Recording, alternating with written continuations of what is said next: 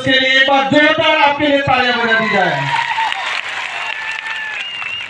आज ये जो जुनून है, ये उत्साह है, एक जोश जज्बा है, ये संकेत कर रहा है कि आने वाले समय में हमारे इस क्षेत्र के साथ साथ पूरे देश के अंदर एक शानदार क्रांति लाएंगे। ये संकेत कर रहा है आज का जो जुनून।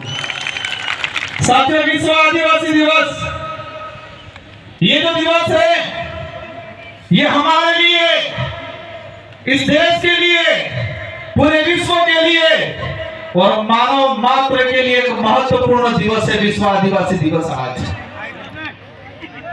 आज ये विश्व आदिवासी दिवस हमारे पूर्व वक्ताओं ने बता दिया होगा उसका कब घोषणा हुई, कब से मनाया जा रहा है, इसका उद्देश्य क्या है और इतने समय में 1994 से लगा के आज तक कहां मनाया गया, किसने मनाया गया, कौन रुचि ले रहा है, किस सरकार ने रुचि ली, इस दिवस का उद्देश्य किसने बताया, आप सब भली भांति जानते हो, पूर्व वक्ताओं ने बता दिया होगा। विश्व आदिवासी दिवस हमारी होली है, मान लो दिवाली है, आपका दूसरा कोई त्योहार है, सबसे बड़ा त्योहार विश्व आदिवासी दिवस का दिन है और सबसे बड़ा त्योहार है ये हमारे लिए आज। साथियों, वो दिन याद आ रहा है मुझे जब 2015 के अंदर 2016 में हम कलेक्ट्री गए थे, विश्व आदिवासी दिवस मनाना है, हमें कहीं जगह दिया जाए। तात्कालीन प्रशासन, तात्कालीन सरकार ने कहा नहीं मना सकते हो आप।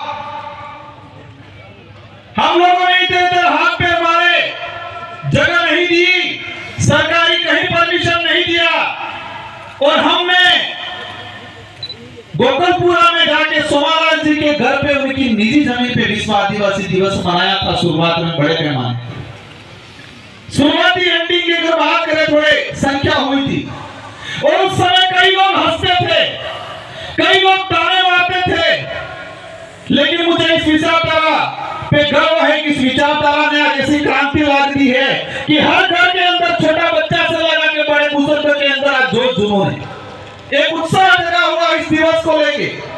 ये दिवस इसलिए मनाया जा रहा है, यूएन में, विश्व में मिलकर इसलिए इसको घोषित किया गया है क्योंकि इस धरती को बचाना है, मानव जीवन को बचाना है और मानव जीवन को बचाना है तो प्रकृति को बचाना पड़ेगा और प्रकृति कुदरत तभी बच सकती है कि आदिवासी समाज बचेगा तो ये कुदरत प्रकृति बचेगी, जल जंगल जमीन बचेगा। ये विश्व के कई बुद्धिजीवियों को समझ में आया कि पूरे विश्व के अंदर जो ग्लोबल वार्मिंग हो रही है, पेड़ कटाई हो रही है, इधर इधर पहाड़ों को प्रकृति के साथ जो अन्याय हो रहा है, उसका एक ही उपाय है, क्योंकि उनकी रक्षा आज से 1000 सालों से आदिवासी समाज करता आया है। आदिवासी समाज का संरक्षण करेंगे तो प्रकृति का शरण होगा। ये विश्व के बुद्धिजीवी लोगों ने, यूएन में बैठने वाले लोगों ने समझा और इसलिए विश्व आदिवासी दिवस की घोषणा की। लेकिन बड़े दुख की बात है, उस समय लगाकर आज तक किसी भी सरकार ने विश्व आदिवासी दिवस को अपने विवेक से, उत्साह से नहीं मनाया, किसी भी सरकार ने।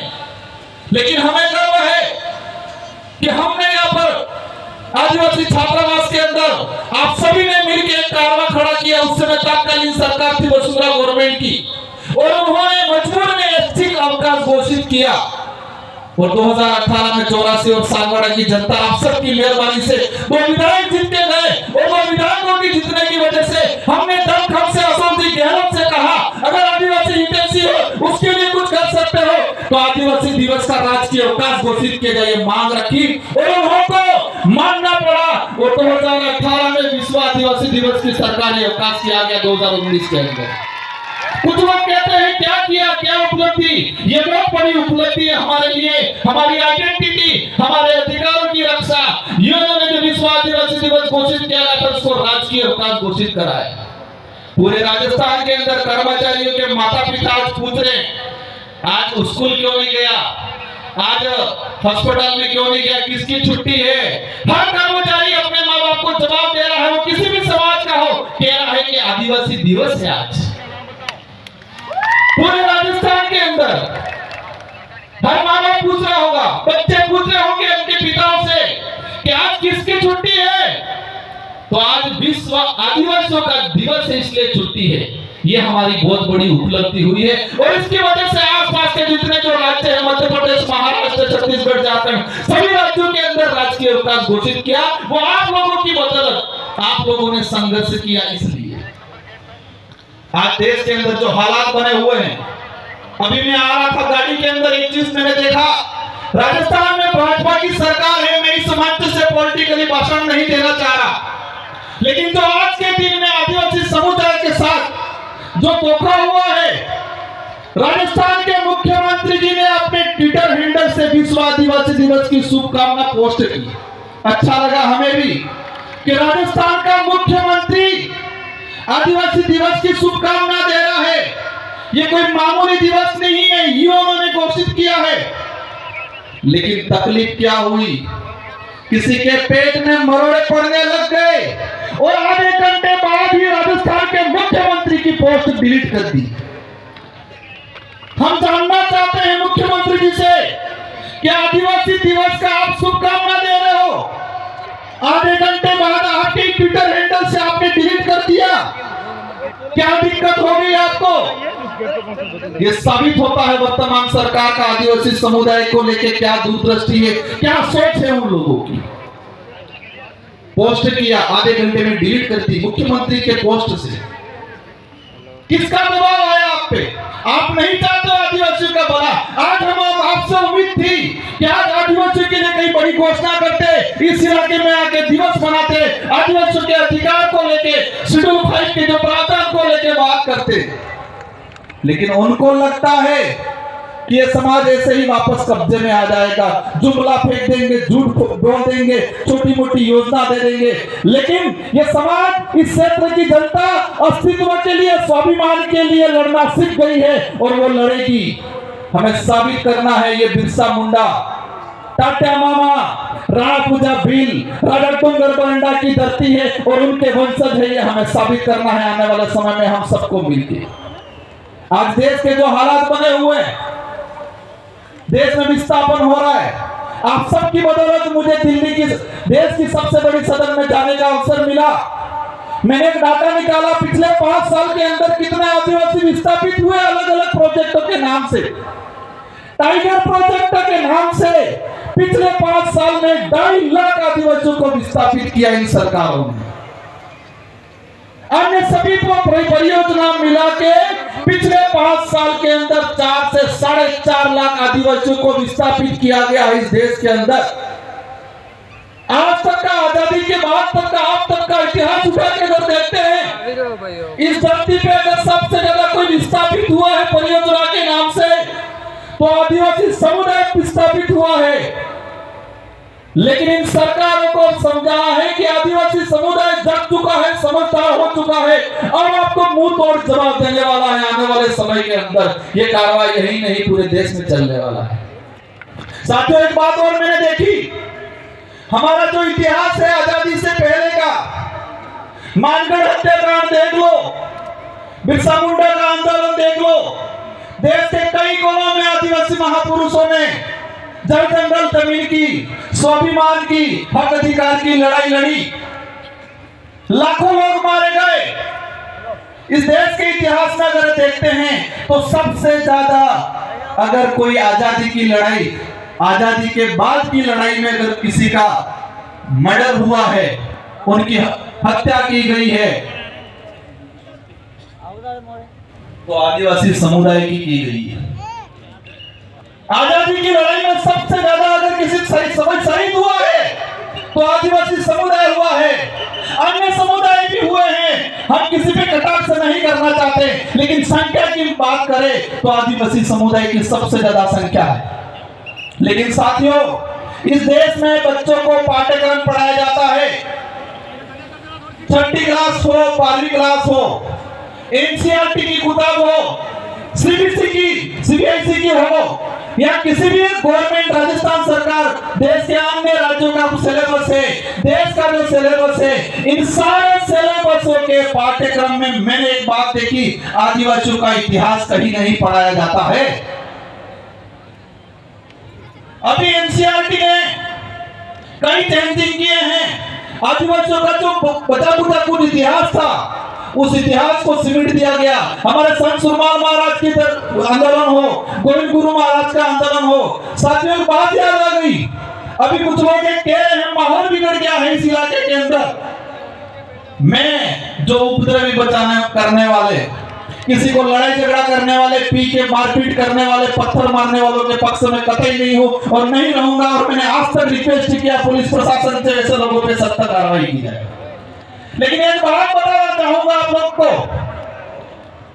अभी एक माहौल बना जाता है मीडिया के माध्यम से कि माहौल बिगड़ गया है, माहौल बिगड़ गया है। बड़े बड़े नेता आके हमारे समाज पे लांछन लगाते हैं और कहते हैं माहौल बिगड़ गया है। माहौल बिगड़ा है। माहौल क्या बिगड़ा है? वो लूटते थे, लूटना बंद हो गया, वो माहौल बिगड़ा। वो इस समाज को बेवकूफ बनाते थे, बेवकूफ बना के समाज को इकट्ठा करते थे, वोट लड़ते थे, वो माहौल बिगड़ा। वो माहौल बिगड़ा, उनका माहौल बिगड़ा है। बारी बारी से राज करते थे, वो माहौल बिगड़ा है। होती है घटनाएं कुछ, लेकिन मैंने प्रशासन को कहा है कि कहीं पर भी पत्थरबाजी हुई, वो आदमी कहां दारू पी के आया वो पता करो। किस सरकार के ठेके पे, सरकारी ठेके, रात की 10-10 बजे तक इकट्ठा रहता है, प्रशासन चुप रहता है। और हम ये गोविंद गुरु महाराज, संत सुरमाल महाराज की धरती है। हमारे पुरखों ने शराब को लेकर आंदोलन छेड़े थे। हम लंबे समय से कह रहे हैं कि इस इलाके के अंदर शराबबंदी होनी चाहिए, लेकिन हो नहीं है। और भी दुकानें बढ़ाते रहे, रात की 12-12 बजे तक दारू पिछवा रहे हैं।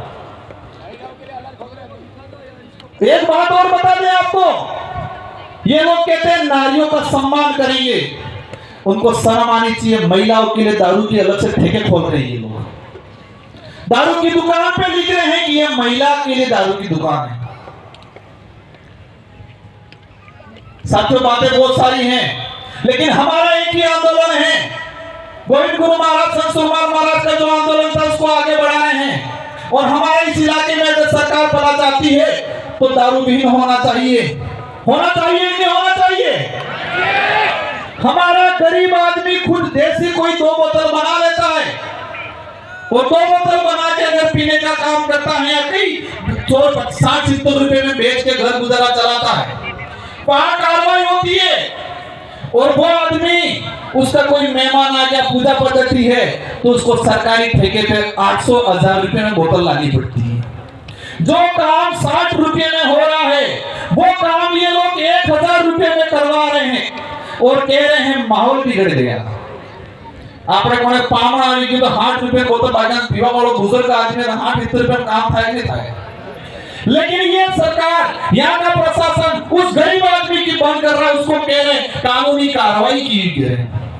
लेकिन वहां रात की 10-10 बजे तक अंग्रेजी शराब बेचने वाला ठेके खुले रह रहे हैं, वहां पर कार्रवाई नहीं कर रहे हैं ये लोग।